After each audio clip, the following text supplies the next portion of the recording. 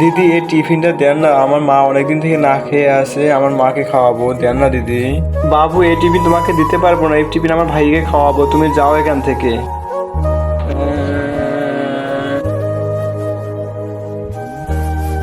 আরে এ আমার টিফিন নিয়ে কই যায়, দেখি যাই দেখি কোথায় নিয়ে যাচ্ছে আমার টিফিনটা।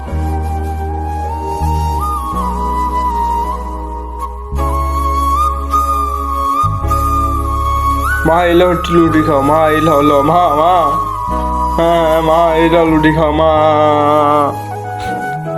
আরে এ তো এর মাকে খাওয়ানোর জন্য টিফিন বাটি নিয়ে আসলো।